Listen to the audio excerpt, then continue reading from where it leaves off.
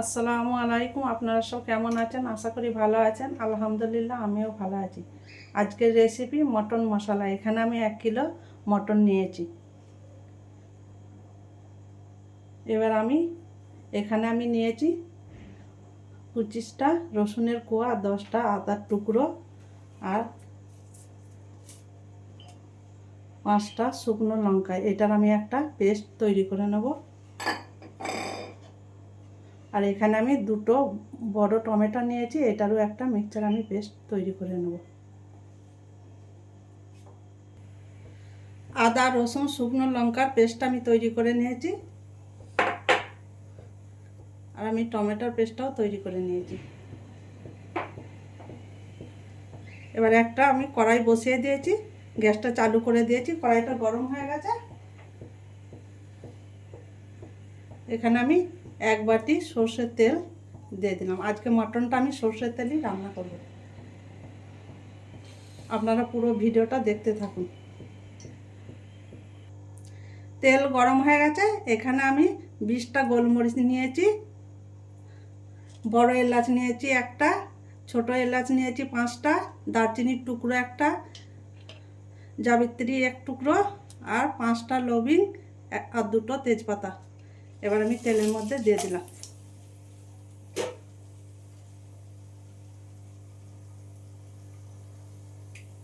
গরম মশলাগুলো গরম হয়ে গেছে। এবারে আমি এখানে 4টা পেঁয়াজ এইভাবে কেটে নিয়েছি, একটু মোটা মোটা করে, সেটা দিয়ে দিলাম। এবার পেঁয়াজটা দিয়ে আমি একটু ভালো করে ভেজে নেব।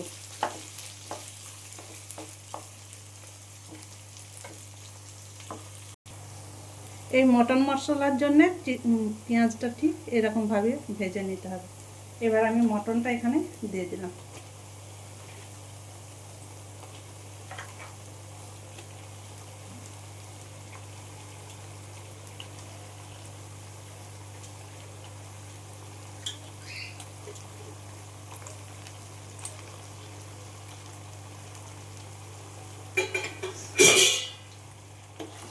এবার আমি ভালো করে নাড়িয়ে নেব।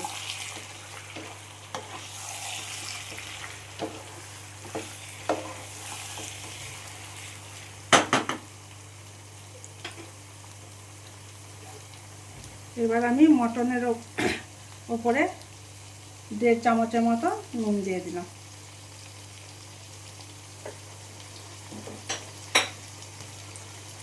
দিয়ে আবারও আমি ভালো করে নাড়াচাড়া করে নেব।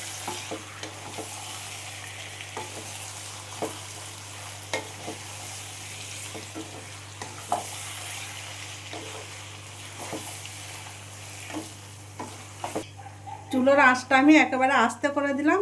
এবার ঢেকে আমি এটাকে 15 মিনিটের মতো হতে দিলাম। এখানে আমি কোনো নুন ছাড়া কোনো মশলা এখন ব্যবহার করছি না। 15 মিনিট হয়ে গেছে বন্ধুরা। এবার আমি ঢাকনাটা খুলে দিলাম। এই দেখুন মটনের কালারটা চেঞ্জ হয়ে গেছে। এবার আমি এখানে আদা রসুন আর শুকনো লঙ্কার পেস্টটা দিয়ে দিলাম।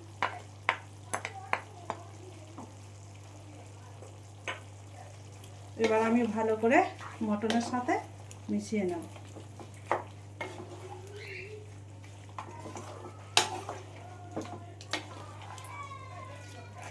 পাঁচ মিনিটের মতো আমি মটনের সাথে আদা রসুনটা ভালো করে কষিয়ে নেব।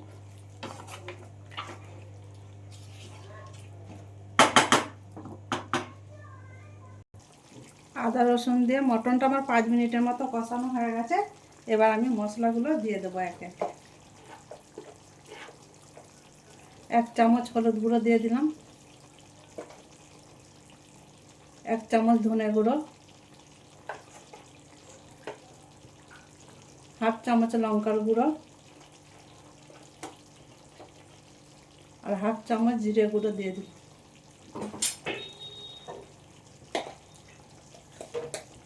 আর দিয়ে দিলাম কাশ্মীরি লঙ্কার গুঁড়ো 1/2 চামচ। এবার সমস্ত মশলা আমি মটনের সাথে ভালো করে 5-6 মিনিটের মতো কষিয়ে নেব।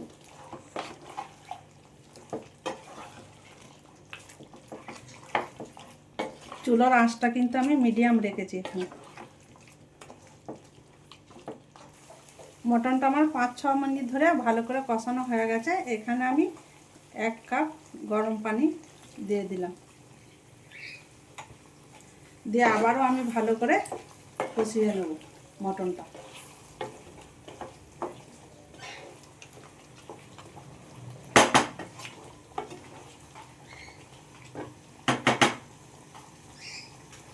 পাঁচ ছ মিনিট ধরে ভালো করে আমি কষিয়ে নেব। পানিটা দিয়ে আমার মটনটা 5 মিনিট ধরে ভালো করে কষানো হয়ে গেছে। এবার আমি টমেটো পেস্টটা এখানে দিয়ে দিলাম।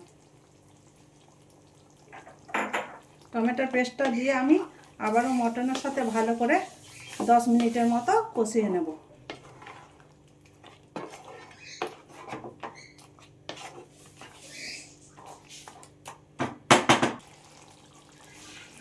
মটনটা আমার ভালো করে কষানো হয়ে গেছে। এখানে 1 টুকরো আমি জায়ফল নিয়েছি।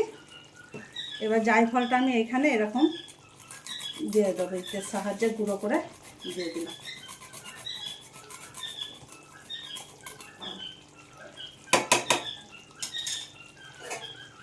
জায়ফলটা দেওয়ার কারণে মটনটা তাড়াতাড়ি সেদ্ধ হয়ে যাবে।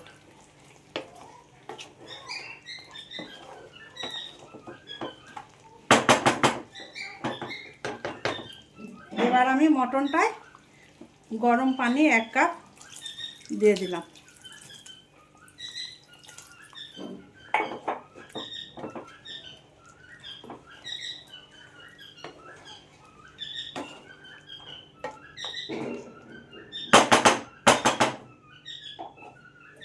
এবার আমি মটনটাকে ঢেকে মিডিয়াম আঁচে 20 মিনিটের মতো হতে দিলাম।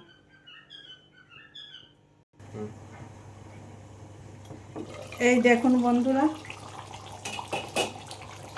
মটন রান্না আমার হয়ে গেছে। মটন সেদ্ধও হয়ে গেছে ভালোভাবে। এবার আমি ওপর থেকে 1 চামচ গরম মশলা গুঁড়ো দিয়ে দিলাম, একটা কাঁচা লঙ্কা 4 টুকরো করেছি সেটা দিয়ে দিলাম, আর দিয়ে দিলাম ধনে পাতা কুচি।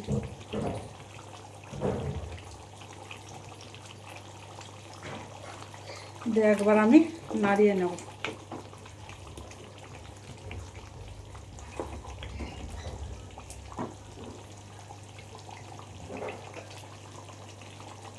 ফাইনালি আমার মটন মশলা রান্না হয়ে গেছে। এবার আমি গ্যাসটা বন্ধ করে দিলাম।